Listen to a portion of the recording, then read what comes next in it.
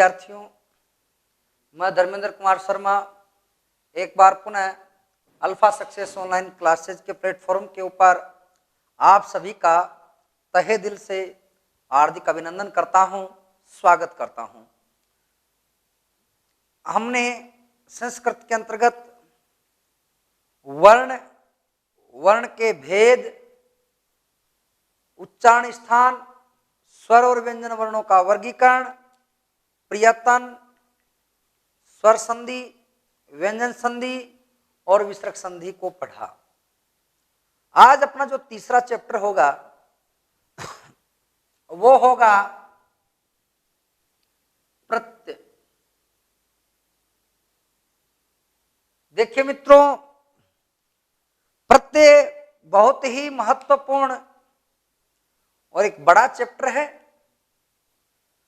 प्रत्यय को आप संधि का रिवीजन भी कह सकते हैं, क्योंकि इसमें आपके बहुत सारी संधियां क्या आएंगी, काम आएंगी। प्रत्यय का एक बहुत ही अच्छा चैप्टर है, इसको अपन लेकर के चलेंगे। यहां से लगभग 2 प्रश्न प्रत्यय से पूछे जाते हैं, एक कृदंत प्रत्यय से और एक तद्धित प्रत्यय से। तो देखिए, इन प्रत्ययों की प्रारंभ करते हैं परिभाषा से। प्रत्यय की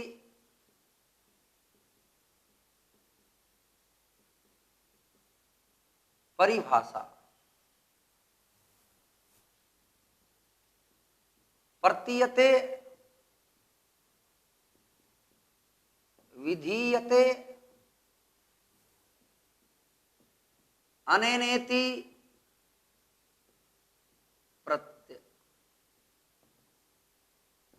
प्रतीयते, विधीयते, अनेनेति प्रत्यय, यानी जो किसी धातु, शब्द या शब्दांश के पीछे जुड़ करके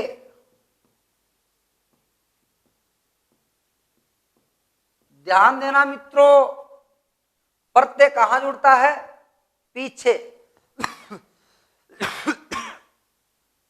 और उपसर्ग कहां जुड़ता है, पहले। कि जो किसी धातु, शब्द या शब्दांश के पीछे जुड़ करके उसके अर्थ, प्रकृति, लिंग में परिवर्तन कर दे,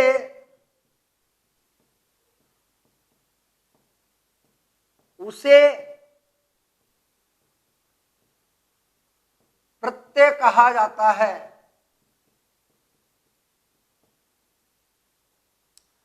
जो किसी धातु, शब्द या शब्दांश के पीछे जुड़ करके उसके अर्थ, प्रकृति और लिंग में परिवर्तन कर दे, उसे अपन क्या कहते हैं, प्रत्यय कहते हैं।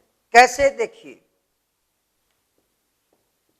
पठ धातु त्वा प्रत्यय जोड़ा, क्या बन गया, पठित्वा। अब देखो भाई, पठ धातु का अर्थ क्या होता है, पढ़ना। पठ क्या है, कि धातु, इसके पीछे प्रत्यय जुड़ा, क्या बना, पठित्वा। और इसका अर्थ क्या हो गया,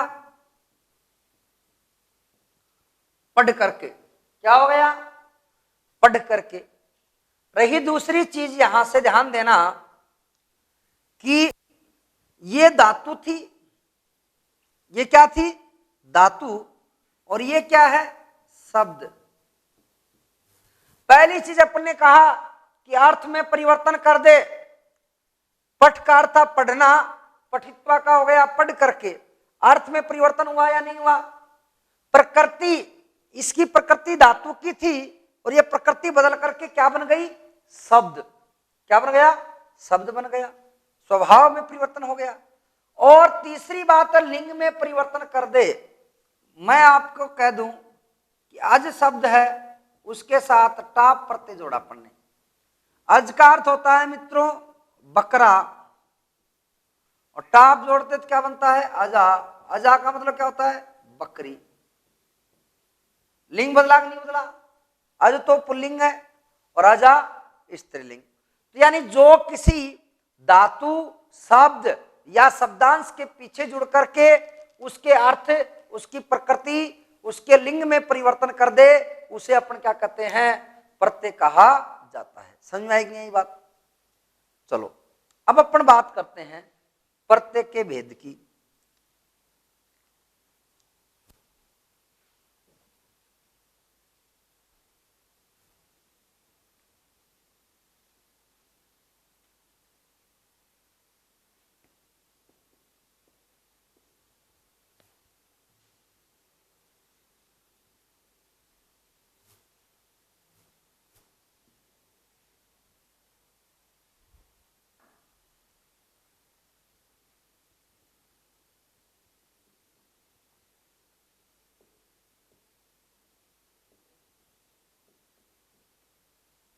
प्रत्यय के भेद, तीन भेद होते हैं भाई। धातु के पीछे जो प्रत्यय जुड़ता है, धातु के पीछे जो प्रत्यय जुड़ता है उसे कहा जाता है कृत प्रत्यय। कौन सा प्रत्यय? कृत प्रत्यय। जो प्रत्यय शब्द के पीछे जुड़ता है उसे कहा जाता है तद्धित प्रत्यय। जो प्रत्यय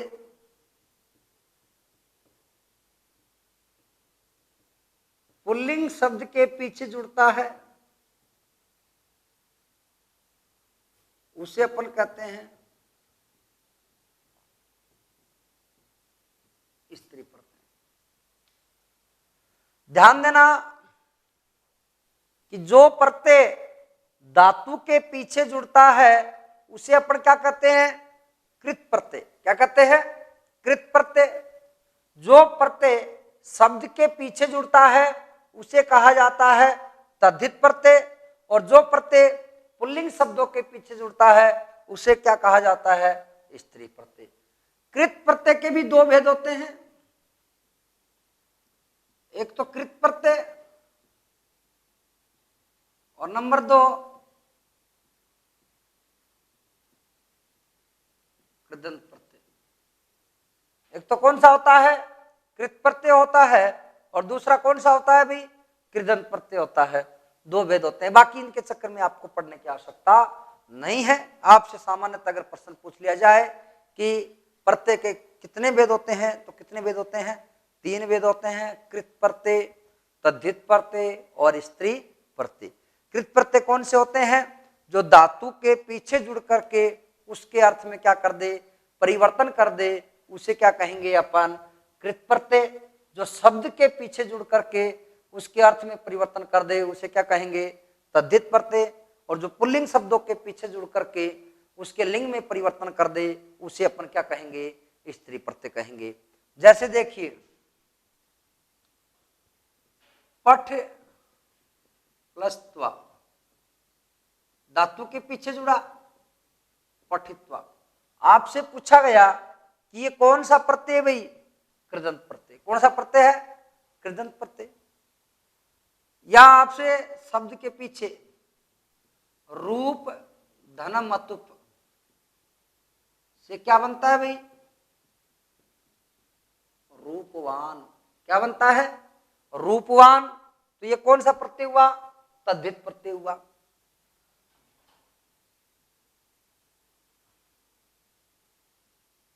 छात्र धनम टाप, क्या बना? छात्रा। लिंग परिवर्तन कर दिया, ये कौन सा प्रत्यय हुआ? स्त्री प्रत्यय। कौन सा प्रत्यय हुआ? स्त्री प्रत्यय। समझ में आई कि नहीं आई बात? कि जो प्रत्यय धातु के पीछे जुड़ करके उसके अर्थ में परिवर्तन कर दे उसे अपन कहेंगे कृत प्रत्यय। जो प्रत्यय शब्द के पीछे जुड़ करके उसके अर्थ में परिवर्तन कर दे उसे कहेंगे अपन तद्धित प्रत्यय, और जो प्रत्यय पुल्लिंग शब्दों के पीछे जुड़ करके उसके अर्थ में परिवर्तन कर दे उसे अपन कहेंगे स्त्री प्रत्यय। तो इस प्रकार से प्रत्यय के कितने भेद हो गए? 3 भेद हो गए। कितने भेद हो गए? 3 भेद हो गए। अब अपन एक एक भेद की विस्तृत रूप से क्या करेंगे? चर्चा करेंगे।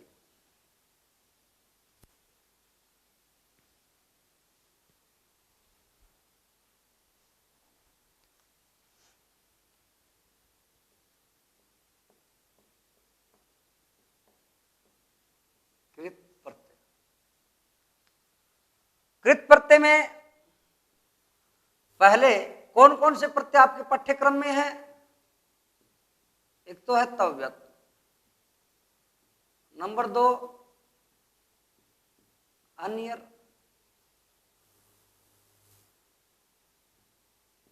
यत, क्यप, अण्यत।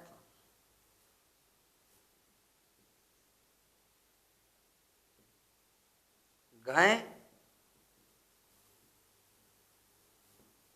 ल्युट,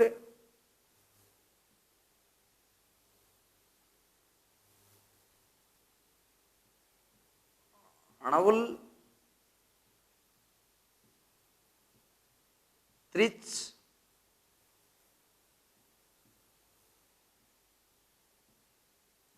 तुमुन,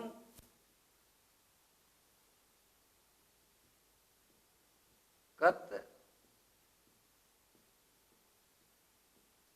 कत्वतु, सत्री, सानच,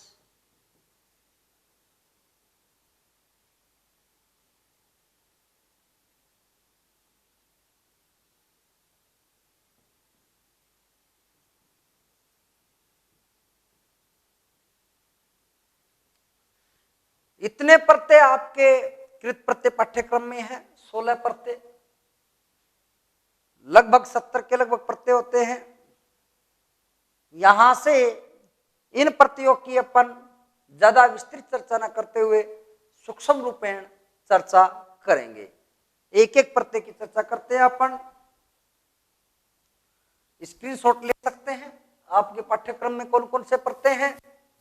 तव्यत, अन्यर, यत, क्यप, ण्यत, घ्याय, ल्युट, णवुल, त्रिच, तुमुन, कत, कत्वतु, सत्री, सानच, कत्वा, ल्यप। एक बात और यहां से मैं बता दूं, इन दोनों प्रत्ययों को क्या कहा जाता है?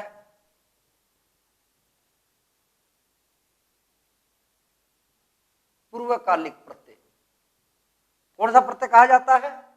पूर्वकालिक प्रत्यय कहा जाता है। इन दोनों को वर्तमान कालिक प्रत्यय कहते हैं। इन दोनों को भूतकालिक प्रत्यय कहा जाता है। पूर्वकालिक का मतलब कि मैं पढ़ करके सोया। पढ़ करके तो कौन सा प्रत्यय जोड़ना पड़ेगा आपको? त्वा या ल्यप प्रत्यय जोड़ना पड़ेगा, यानी पूर्व काल के समय का बोध कराते हैं।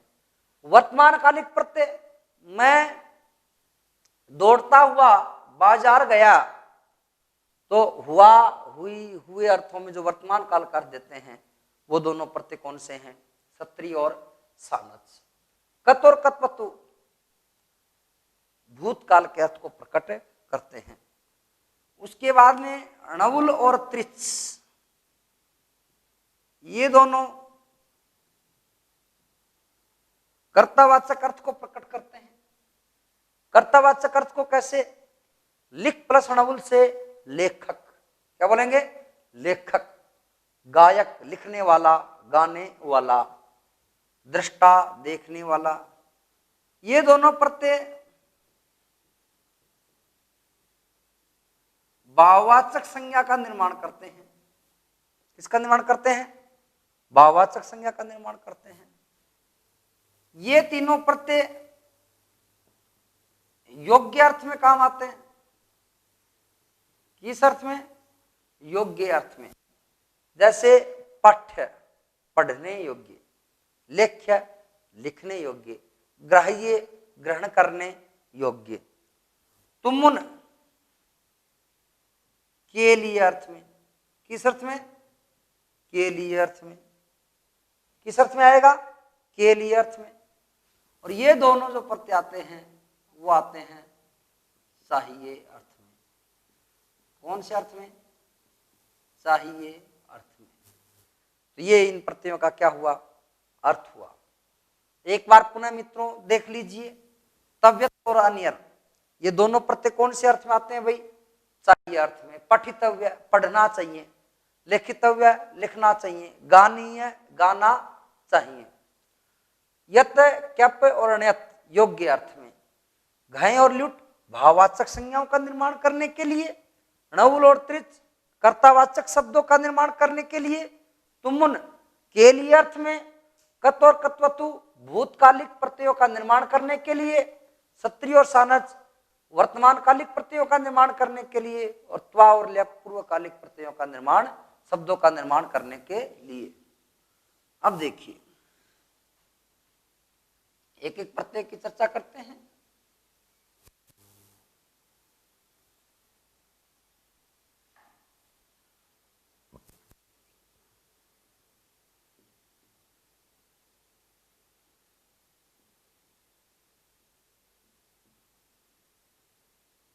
देखिए इन दोनों प्रत्ययों का प्रयोग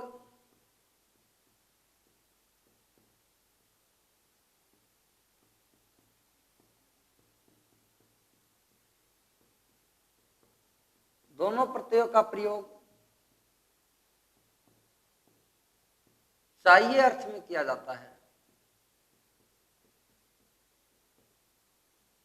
किस अर्थ में? चाहिए अर्थ में। दोनों प्रत्ययों का प्रयोग चाहिए अर्थ में किया जाता है। शेष क्या बचता है? तव्य शेष रहता है। तय की अलंतम से संज्ञा होती है, तस्य लोप से लोप होता है। अन्यर में क्या शेष बचता है भाई? अन्य शेष बचता है, र का लोप हो जाता है। उसके बाद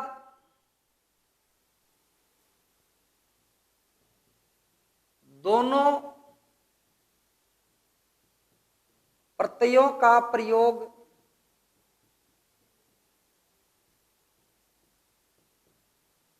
तीनों लिंगों में किया जाता है।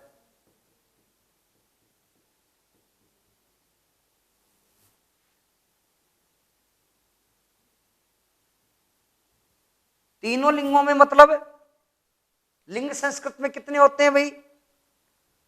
3 होते हैं।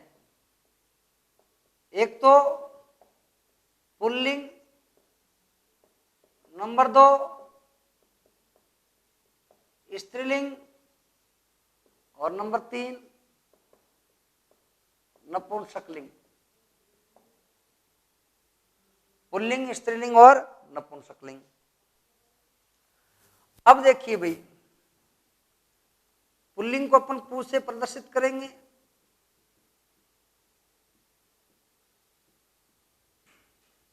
पुल्लिंग में शेष क्या बचता है भाई? तव्य है।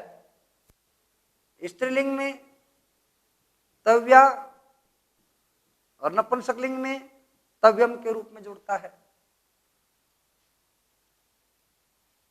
अन्य प्रत्यय है ये पुल्लिंग में अन्य, स्त्रीलिंग में अनिया, और नपुंसकलिंग में अन्यम के रूप में जुड़ता है। पुल्लिंग, स्त्रीलिंग और नपुंसकलिंग। उसके बाद में एक गुण होता है, एक को तो कहा जाता है गुण, एक होती है वृद्धि। गुण का मतलब है ई, उ और री, इन तीन को गुण होता है भाई, और इन तीन को ही वृद्धि होती है। पहले बात करते हैं अपन गुण की। मैं कह दूं ई को गुण आदेश करो तो क्या आदेश करोगे? ए। ऊ को गुण ओ, और री को गुण भाई अर। ई को गुण किया जाएगा ए, ऊ को गुण ओ, और री को गुण क्या करेंगे? अर। अब देखना, एक होती है उपधा। क्या होती है? उपधा। अलो अंत्यात पूर्व उपधा। अलो अंत्यात पूर्व उपधा, कि अंतिम वर्ण से ठीक पहले वाला वर्ण, अंतिम वर्ण से ठीक पहले वाला वर्ण क्या कहलाएगा? उपधा। मान लीजिए धातु है पठ, अंतिम वर्ण क्या है भाई? ठ। ठ से ठीक पहले क्या रहा है? ए। तो ए क्या है? उपधा है। ए क्या है? उपधा। अंतिम वर्ण क्या है? ख। ख से ठीक पहले क्या रहा है? ई। ई क्या है? उपधा। भुज। ऊ क्या है भाई? यहां अंतिम वर्ण जय है, अंतिम वर्ण से ठीक पहले वाला वर्ण क्या कहलाएगा? उपधा कहलाएगा। ऊ क्या है? उपधा है। मैं आपसे कह दूं दृश्य, अंतिम वर्ण क्या रहा है? स। स से ठीक पहले क्या है? री। तो ये री क्या है? उपधा है। री क्या है? ये उपधा।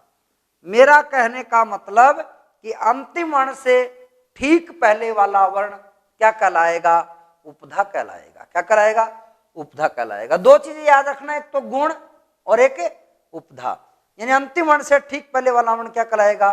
उपधा कहलाएगा। अब देखिए यहां एक नियम आता है,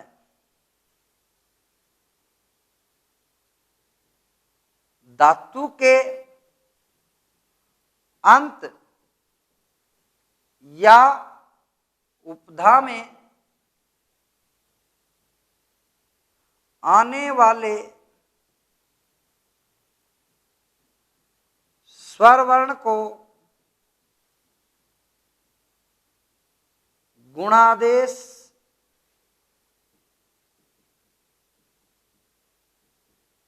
किया जाता है। कि धातु के अंत में या धातु की उपधा में आने वाले स्वर वर्ण को क्या आदेश किया जाता है? गुणादेश किया जाता है। पुनः समझ लीजिए, गुण किसको करोगे? ई उ री को। ई को गुण हमेशा क्या करते हैं? ए, उ को ओ, री को अर। उपधा क्या है? अंतिम वर्ण से ठीक पहले वाला वर्ण क्या है? उपधा है। क्या है? उपधा है। तो तव्यत और ये अन्यत, इन दोनों प्रत्ययों का प्रयोग हिंदी में किस अर्थ में करते हैं भैया? चाहिए अर्थ में। किस अर्थ में? चाहिए अर्थ में। धातु के साथ जुड़ेंगे तो ये चाहिए अर्थ देंगे। दोनों प्रत्ययों का प्रयोग तीनों लिंगों में किया जाता है। तव्यत में शेष क्या बचता है? तव्य। अनियर में शेष क्या बचता है? अनीय। तव्यत में तव्य है, तव्या, तव्यम। अनीय है, अनिया, अनियम। धातु के अंत में या धातु की उपधा में आने वाले स्वरवर्ण को क्या आदेश किया जाता है? गुणादेश किया जाता है। एक बार आप इसका स्क्रीनशॉट ले सकते हैं, फिर आगे अपन धातुओं की क्या करेंगे? चर्चा करेंगे।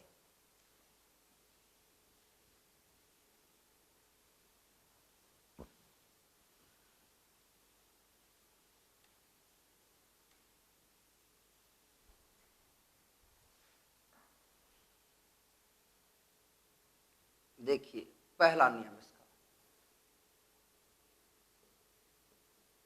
मकारांत धातुओं के साथ, मकारांत धातुओं के साथ जब भी तव्यत, तुमुन और त्रिच प्रत्यय जोड़ा जाए,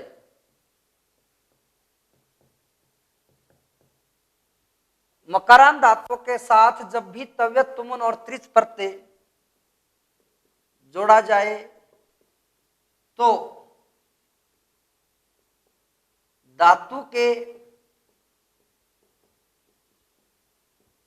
अंतिम मैं को नए में बदल दिया जाता है। धातु के अंतिम मैं को किस में बदल दिया जाता है? नए में बदल दिया जाता है। जैसे देखिए गम धातु है, तव्यत प्रत्यय जोड़ा, क्या बनेगा? गंतव्य।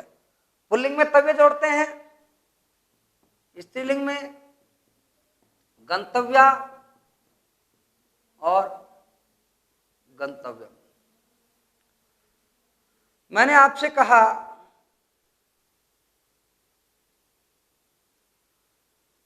अगर तुमुन जोड़ोगे तो गंतुम बनेगा, त्रिश जोड़ोगे तो गंता बनेगा। अब गम के साथ मैं अनियर प्रत्यय जोड़ता हूं। कौन सा जोड़ता हूं? अनियर। तो किसी प्रकार का कोई परिवर्तन नहीं होगा। मैं में ए मिला दो, गमनीय, गमनीया और गमनीय। एक नियम तो ये हो गया। नंबर 2, धातु के अंत में या धातु की उपधा में आने वाले स्वर वर्ण को गुणादेश किया जाता है।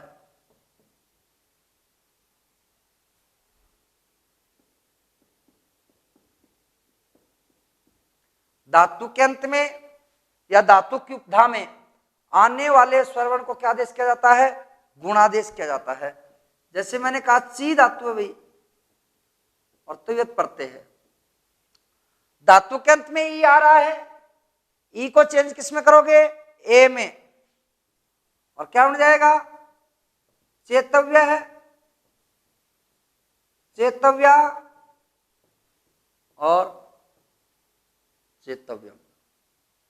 ई को ए में बदला, ची के साथ मैंने जोड़ा अनियर प्रत्यय।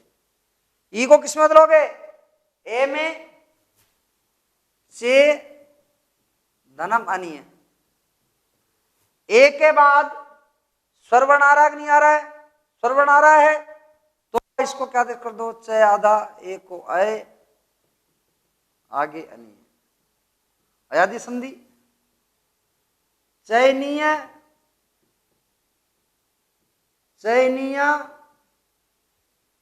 और चयनीय। यानी ई को अपन ने किसमें गुण आदेश किया? ए बना, ए के बाद स्वरवर्ण आ रहा था, अयादि संधि की थी, ए को अय में बदल दिया और चयनीय, चयनीय, चयनीय।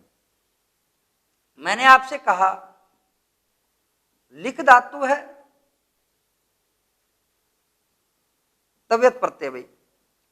उपधा में देखो क्या आ रहा है? ई आ रहा है, ई को चेंज किस में करोगे? ए में। इटकागम, ई को तो ए में बदल दिया, इटकागम हो गया लेखितव्य, लेखितव्या और लेखितव्य। लिख के साथ मैंने अनियर प्रत्यय जोड़ा, ई को ए में बदलो, लेखनीय, लेखनीय और लेखनीय।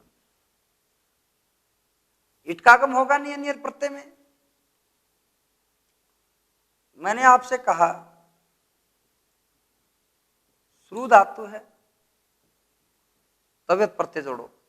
ऊ को किस में बदलोगे? ओ में। श्रोतव्य,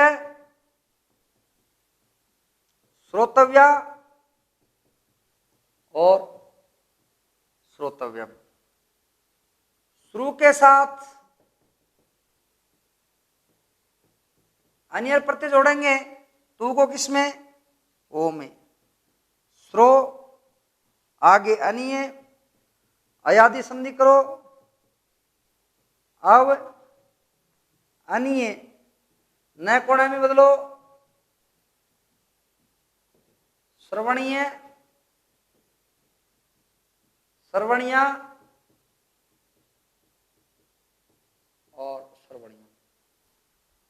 क्योंकि ओ के बाद में कोई भी श्रवण आता है तो को अपन किस में बदलते हैं, औ में। किस में बदलते हैं, औ में। इसी के साथ मैंने कहा क्री धातु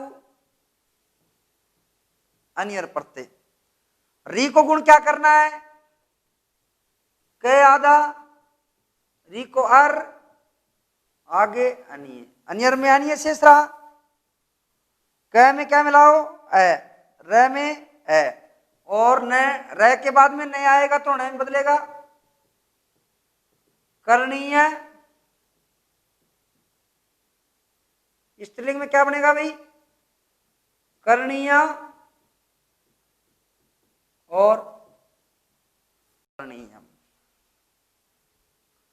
क्री के साथ मैं जोड़ देता हूं तव्यत प्रत्यय। री को आर में बदलोगे, क अर, तव्यत का तव्य, क में है और आधा है ऊपर, कर्तव्य, कर्तव्या और कर्तव्य। इसी तरह से मैंने रखा दृश्य धातु के साथ अन्य प्रत्यय।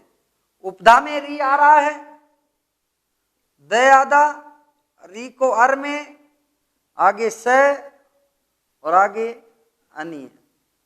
द में ए मिला दो, स में ए मिला दो, आधा रह आगे चला जाएगा और क्या बन जाएगा, दर्शनीय, दर्शनीय और दर्शनीय। फिर उसके बाद में दृश्य के साथ तव्यत प्रत्यय जोड़ते हैं। एक बार आप इतना स्क्रीनशॉट ले लीजिए, अच्छी प्रकार से इसको क्या कर लीजिए, समझ लीजिए।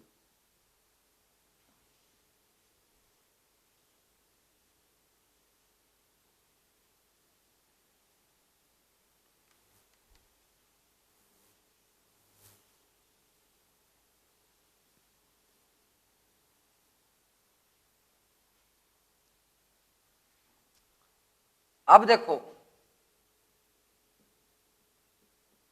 दृश्य प्लस तव्यत, यहां एक सूत्र आता है,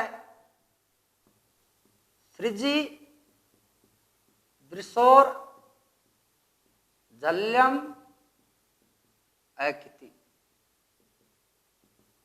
सृजि दृशोर झल्यम अकिति। यहां से ध्यान देना, एक तो धातु कौन सी है, सृज, एक धातु है दृश्य। सृज और दृश्य मैं सीधा समझा देता हूं आपको, आपके पाठ्यक्रम के अकॉर्डिंग। इन धातुओं के साथ जब भी तव्यत, तुमुन और त्रिच प्रत्यय जोड़ा जाए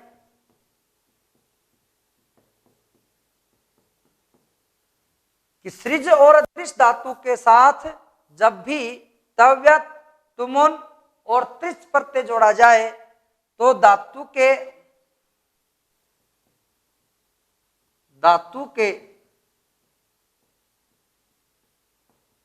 अंतिम स्वर वर्ण के बाद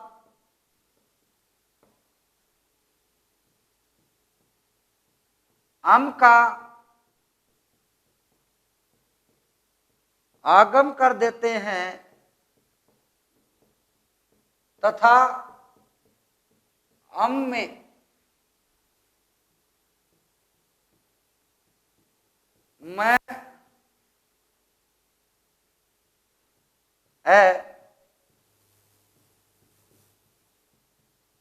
शेष रहता है। अम का आगम कर देते हैं। जैसे देखो सृज धातु दृश्य धातु ले रखी है अपन ने पहले,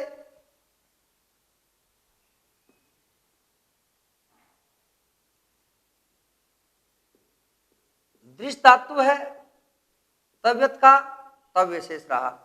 धातु में अंतिम स्वरवर्ण कौन सा है? री।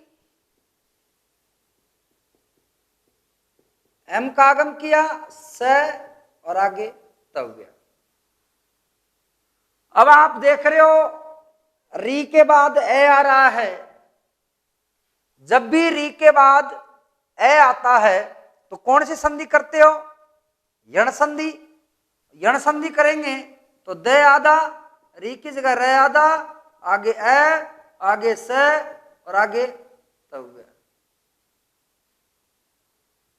अब देखिए वे रे में ए मिला दो, रे पूरा रे नीचे आ जाएगा। स इष्टुना इष्टु से इष्टुत्व कर दो। एक सूत्र आता है वृश्च वृश्च सृज मृज यज राज ब्राच शान से, वो कहता कि स को मूर्धन्य स में बदल दो। और जब आप इसको अलग खोल के बताता हूं आपको कि दृश्य प्लस तव्य यह स्थिति आ जाएगी। इस स को बदलेगा किसमें? मूर्धन्य स में। मूर्धन्य स के बाद तय वर्ग का वर्ण आ गया तो इष्टुत्व कर दो। द्रष्टव्य द्रष्टव्य और द्रष्टव्यम। इसी तरह से अन्य उदाहरण देखते हैं। भुज प्लस अनियर क्या बन जाएगा? भोजनीय भोजनीया भोजनीयम। विध प्लस अनियर भेदनीय भेदनिया भेदनियम। एक और याद रखना आप, पच धातु के साथ तव्यत प्रत्यय जोड़ते हैं। जब भी किसी धातु के अंत में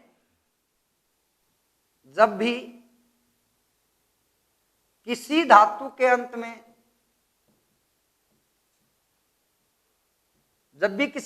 अंत में च वर्ग का वर्ण आ जाए तो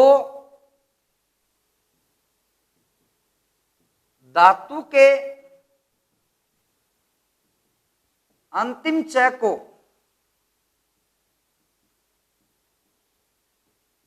तव्यत, धातु के अंतिम च वर्ग को तव्यत, तुमुन और त्रिच प्रत्यय जोड़ते समय क वर्ग में बदल दिया जाता है। किसमें बदल दिया जाता है मित्रों? क वर्ग में। तो पच प्लस तव्यत से क्या बनेगा? पक्तव्य। च को क में बदला, पक्तव्य है, पक्तव्या पक्तव्यम। जैसे मैंने कहा भुज प्लस तव्यत, उ को में गुण करोगे, ज को ग में, और ग के बाद में फिर तैयार आना चरत्व संधि हो जाएगी। जैसे भोग प्लस तव्य। अब तीसरे वर्ण के बाद में पहला वर्ण आ रहा नहीं आ रहा है तो कर दो इष्टुत्व, और क्या बन जाएगा? भोक्तव्य भोक्तव्या भोक्तव्यम। तो मित्रों यह आपका मुख्य कौन सा प्रत्यय हुआ? तव्यत और अनियर प्रत्यय। और इसके बाद बाकी अपन इस प्रत्यय की जब प्रश्नोत्तरी कार्यक्रम देखेंगे, अन्य कौन कौन से विशिष्ट नियम बनते हैं उनकी भी अपन क्या करेंगे? चर्चा करेंगे। धन्यवाद।